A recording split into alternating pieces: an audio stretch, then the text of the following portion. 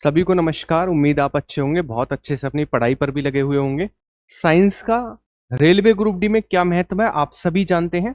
और मैंने एक सीरीज स्टार्ट की, एनसीईआरटी सीरीज, जिसमें मैं एक टॉपिक को बहुत ही कम समय में, मतलब जिसके लिए आपको 2.5-3 घंटे बर्बाद करने पड़ेंगे, या तो आप 2.5-3 घंटे में थ्योरी या फिर क्वेश्चन कर पाएंगे। मैं दोनों चीजें आपको 10 से 15 मिनट में कराता हूं, ताकि आपका एग्जाम में टाइम बचे, आप ज्यादा रिवीजन कर सके और सटीक कंटेंट आप तक पहुंचे। आज का हमारा टॉपिक है वो है सेल बायोलॉजी, यानी आज हम कोशिका को लेकर बात करेंगे, साथ के साथ उसके क्वेश्चन की भी प्रैक्टिस बहुत अच्छे से करेंगे। तो आप सभी का काम है अपने 10 से 15 मिनट देना और पूरे के पूरे चैप्टर का बढ़िया तरीके से रिवीजन कर जाना। बिना टाइम गवाए स्टार्ट करते हैं, पहले थ्योरी उसके बाद क्वेश्चन। अगर मैं बात करूं सेल को लेकर, तो आप एक चीज याद रखेंगे, दो प्रकार की सेल होती है। एक होती है हमारे पास एनिमल सेल, एक होती है हमारे पास प्लांट सेल। ठीक है, एनिमल सेल और प्लांट सेल में डिफरेंस हम सबसे लास्ट में समझेंगे, लेकिन उससे पहले मैं आपको सारे के सारे जो महत्वपूर्ण पार्ट हैं, क्या क्या वर्क होता है, उन सभी को समझा देता हूं। बस 2 से 3 मिनट आपकी लगेंगी। अगर मैं बात करूं सेल में, सबसे पहले आएंगे आप, तो आप देखेंगे 4-5 आपको सेल दिखाई दे रही हैं। सबसे पहली सेल आती है स्पर्म की कोशिका। स्पर्म की कोशिका मानव में सबसे छोटी कोशिका कहलाती है, स्पर्म की कोशिका सबसे छोटी कोशिका। जबकि मानव में सबसे बड़ी कोशिका कहलाती है ओवम, यानी जो फीमेल में अंडा होता है, उसकी कोशिका ह्यूमन में यानी मानव में सबसे बड़ी होती है। उसके बाद आती है पूरे सब कुछ ऑर्गेनिज्म में सबसे बड़ी कोशिका होती है शतुरमुर्ग के अंडे की कोशिका। जबकि सबसे छोटी कोशिका होती है वो की माइकोप्लाज्मा की कोशिका, यानी माइकोप्लाज्मा बैक्टीरिया जो है उसकी कोशिका सबसे छोटी कोशिका होती है ओवरऑल। अगर मैं बात करूं सबसे लंबी कोशिका को लेकर, तो वो तंत्रिका कोशिका जो है हमारे पास, नर्व सेल जो है वो सबसे लंबी कोशिका है, यानी लंबाई में सबसे बड़ी कोशिका जो है वो नर्व सेल है। क्लियर है? ये 4-5 फैक्ट आपके क्लियर हुए। उसके बाद हम नेक्स्ट आगे की ओर बढ़े। अब एक एक पार्ट के वर्क को समझते हैं। जैसे एक वर्ड आता है साइटोप्लाज्म। साइटोप्लाज्म क्या है? आपको ये नीला नीला पानी दिखाई दे रहा है, यही साइटोप्लाज्म है। ये क्या काम करता है? जैसे जेल आपने देखी है, आप किसी जेल में चीजों को रख दो तो चीजें क्या है, आपस में टकराएंगी नहीं तो खराब नहीं होंगी, और जहां पर है वहीं पर रहेंगी, अपना काम अच्छे से कर पाएंगी। यही तो होता है एक जेल का काम। उसी तरीके से जो साइटोप्लाज्म है, यानी कोशिका द्रव्य जो है, ये क्या काम करता है? ये सभी ऑर्गेनिज्म को, यानी सभी हमारे अंगों को जोड़ के रखता है, जहां पर वो है वहीं पर सेटल करके रखता है, ताकि वो अपना काम अच्छे से कर सके।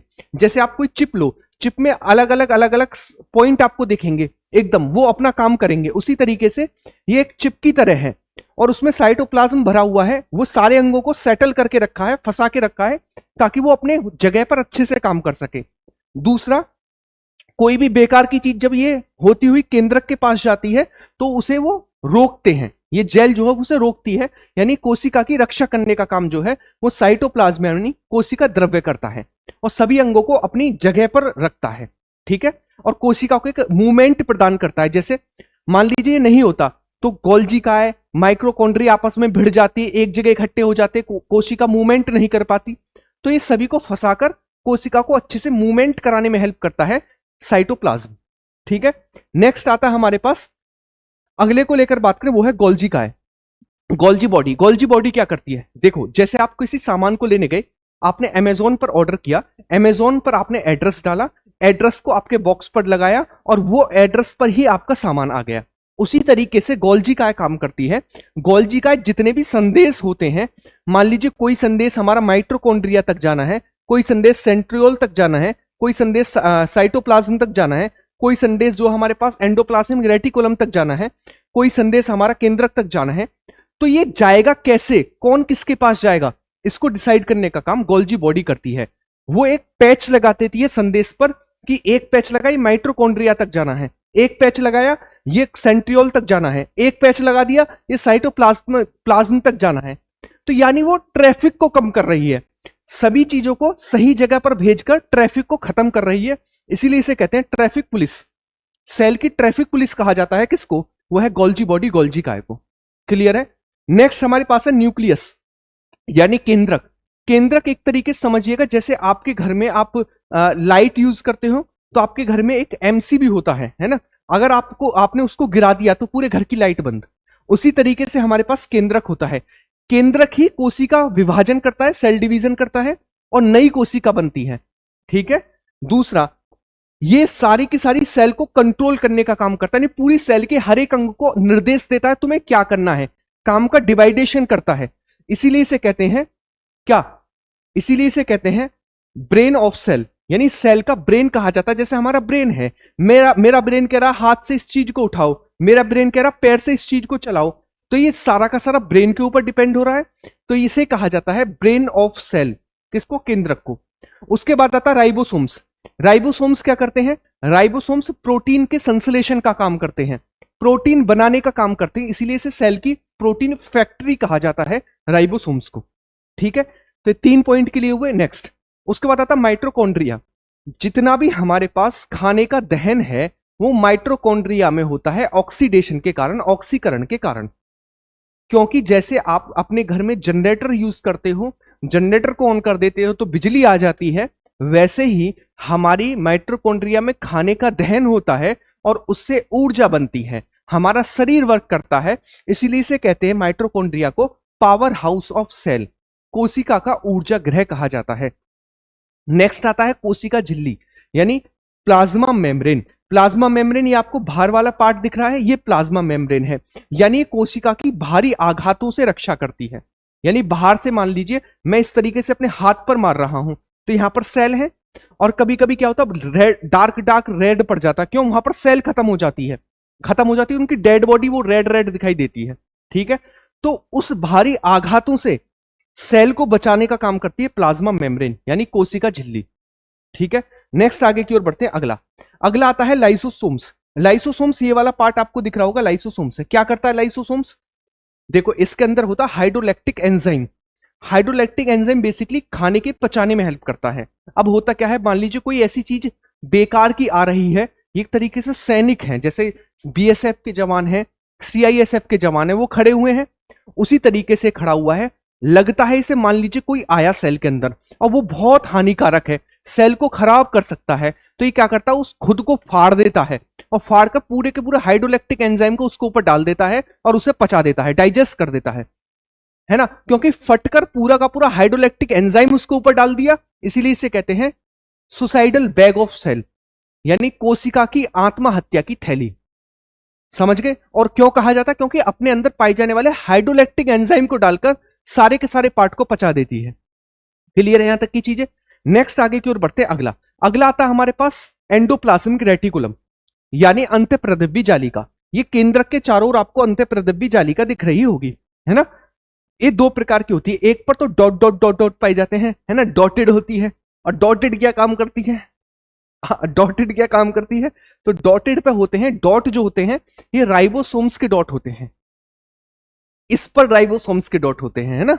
और ये क्या काम करते हैं राइबोसोम्स, प्रोटीन का संश्लेषण करते हैं। तो जो खुरदरी अंतःप्रदिव्य जालिका होती है, रफ एंडोप्लाज्मिक रेटिकुलम होती है, वो रफ इसलिए होती है क्योंकि उस पर प्रोटीन के डॉटेड होते हैं, तो प्रोटीन संश्लेषण होगा, यानी जो रफ एंडोप्लाज्मिक रेटिकुलम है उस पर प्रोटीन का संश्लेषण होगा, जो स्मूथ है यानी चिकनी एंडोप्लाज्मिक रेटिकुलम है उस पर फैट का संश्लेषण होगा। तो कई बार पूछता है कि अंतःप्रदिव्य जालिका कितने प्रकार की होती है, 2 प्रकार की, रफ एंड स्मूथ, है ना।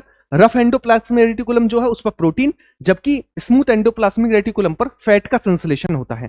क्लियर है यहां तक की चीजें। नेक्स्ट आगे की ओर बढ़ते हैं। तो उसके बाद मैं आपको बताना चाह रहा था क्या, एनिमल और प्लांट सेल में कुछ डिफरेंसेस पाए जाते हैं, उनको समझेंगे। देखो होता क्या है, जो हमारे पास डिफरेंस है मेन किस पर डिपेंड करते हैं, इन 3 चीजों पर। ऐसा होता है कोशिका भित्ति, ये प्लांट सेल में होती है, एनिमल सेल में नहीं होती, रीजन समझेंगे। कोशिका भित्ति होती है बाहरी आघातों से रक्षा करना। मान लीजिए कोई आदमी आया, पेड़ पर ले सट के खड़े हो गए, है ना, फोटो ले रहे हैं, तुम मेरी बाहों में मैं तुम्हारी बाहों में, शर्ट घिस रहे हैं उस पेड़ पर, पेड़ छिल रहा है, तो करा क्या जाए, बड़ी समस्या आ रही है ना। तो उसको बचाने के लिए पेड़ तो कहेगा ना, अबे हट लव गुरु, तो ऐसा तो होगा नहीं, हमसे कोई करता तो हम हटा देते। तो पेड़ को चाहिए सुरक्षा, तो सुरक्षा के लिए उसके बाहरी यानी कोशिका झिल्ली के ऊपर एक और परत होती है जिसे कहते हैं कोशिका भित्ति, जो सेलुलोज की बनी हुई होती है, क्योंकि पेड़ों को ज्यादा सुरक्षा चाहिए, क्योंकि वो कह नहीं सकते हट जाओ, जबकि एनिमल कह सकते हैं, है ना, वो अपने आप की रक्षा कर सकते हैं, प्लांट रक्षा नहीं कर सकते। तो ये रक्षा करने के लिए कोशिका भित्ति पाई जाती है, सेल वॉल पाई जाती है, जो कि सेलुलोज की बनी हुई होती है, इसीलिए प्लांट सेल में होती है, एनिमल सेल में नहीं होती है। उसके बाद आती है रिक्तिकाएं। रिक्तिकाएं क्या करती हैं, दोनों में होती हैं, लेकिन प्लांट में बहुत बड़ी होती हैं और एनिमल में बहुत छोटी होती है। काम क्या है इनका, काम है भोजन का स्टोरेज करना। अब मुझे बताओ, आप हो, आप घर से निकले, मम्मी मैं खाना खा के नहीं जा रहा, बाहर खा लूंगा, क्या पेड़ों के पास है मम्मी आज पानी मत लगाओ मैं अपने आप कल ले लूंगा? नहीं हो सकता ना। तो उन्हें तो भोजन का स्टोर करना पड़ेगा, और स्टोर करना पड़ेगा तो उनके लिए बड़े बड़े बैग्स होने चाहिए। तो उसी बैग का काम करती है रिक्तिकाएं, क्योंकि प्लांट जो हैं उनको ये नहीं पता अगला भोजन कब मिलेगा, इसलिए उन्हें भोजन का स्टोरेज ज्यादा करना पड़ता है, इसीलिए रिक्तिकाएं बड़ी होती हैं, जबकि एनिमल सेल में रिक्तिकाएं छोटी होती हैं, क्योंकि वो अपने भोजन का इंतजाम खुद कर सकते हैं। उसके बाद आता है वर्णक, प्लास्टिड। प्लास्टिड केवल और केवल किस में होता है, प्लांट सेल में होता है। प्लास्टिड 3 प्रकार का होता है, क्लोरोप्लास्ट, क्रोमोप्लास्ट और ल्यूकोप्लास्ट। सबसे पहले क्लोरोप्लास्ट को लेकर मैं बात करूं तो क्लोरोप्लास्ट के कारण ही पौधों में हरा रंग दिखाई देता है। इसी क्लोरोप्लास्ट में प्रकाश संश्लेषण होता है और इसी क्लोरोप्लास्ट में हमारे पास भोजन बनता है। इसीलिए क्लोरोप्लास्ट को पौधों का रसोई घर कहा जाता है। क्या कहा जाता है, रसोई घर कहा जाता है। क्रोमोप्लास्ट, इसके कारण रंगीन कलर आते हैं। रंगीन मतलब अलग अलग कलर, हरे, पीले, गुलाबी, नारंगी, इस तरीके के। तो सीड यानी बीजों में जो आप कलर देखते हो वो क्रोमोप्लास्ट के कारण देखते हो। कलरफुल चीजें, जैसे फूलों में कलरफुल आता है, कलर आता है, वो क्रोमोप्लास्ट के कारण आता है। हरा कलर क्लोरोप्लास्ट और अलग अलग रंगीन चीजें वो क्रोमोप्लास्ट के कारण आती हैं। अब आता है ल्यूकोप्लास्ट। ल्यूकोप्लास्ट को लेकर मैं बात करूं तो ल्यूकोप्लास्ट जो है हमारे पास ये रंगहीन होता है, कलरलेस होता है। जैसे आप जड़ों का कलर देखोगे सफेद सफेद, कोई कलर नहीं है। तो रंगहीनता किसके कारण आती है, ल्यूकोप्लास्ट के कारण आती है। क्लियर है? तो ये सारे के सारे पार्ट मैंने आपको समझा दिए जो समझाने थे। 2-3 चीज समझेंगे। 2-3 चीज क्या समझेंगे मेरे भाई, एक वर्ड आता है हमारे पास कि ये बताइएगा कोशिका की खोज किसके द्वारा की गई थी, तो रॉबर्ट हुक के द्वारा कोशिका की खोज की गई थी। केंद्रक की खोज किसके द्वारा की गई थी, तो केंद्रक की खोज रॉबर्ट ब्राउन के द्वारा की गई थी। इसके अलावा आपसे जो क्वेश्चन पूछेंगे उसकी मैं प्रैक्टिस करा देता हूं, बस आपकी 2 मिनट लूंगा, आपके क्वेश्चन खत्म हो जाएंगे। आओ थोड़ी सी क्वेश्चन की प्रैक्टिस करते हैं जो हमें पढ़ने हैं।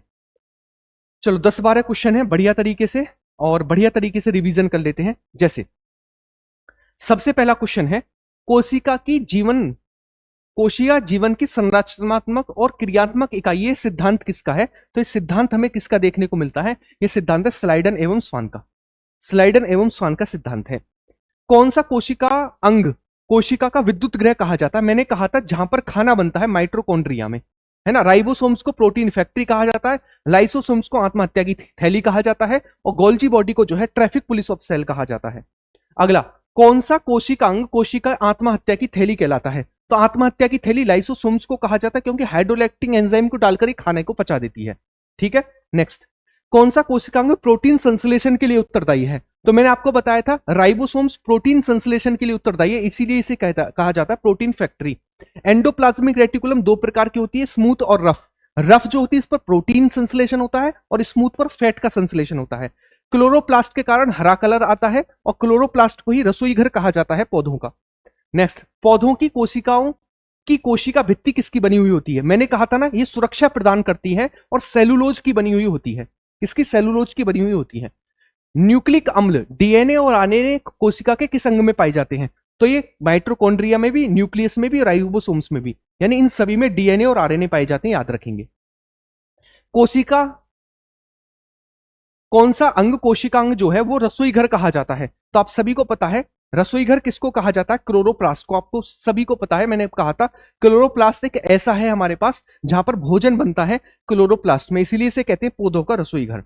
अगला है, कोशिका की खोज किसने की थी, तो कोशिका की खोज रॉबर्ट हुक के द्वारा की गई थी। विर्चाऊ जो है, विर्चाऊ ने कहा था कि नई कोशिका की उत्पत्ति पुरानी कोशिका से होती है।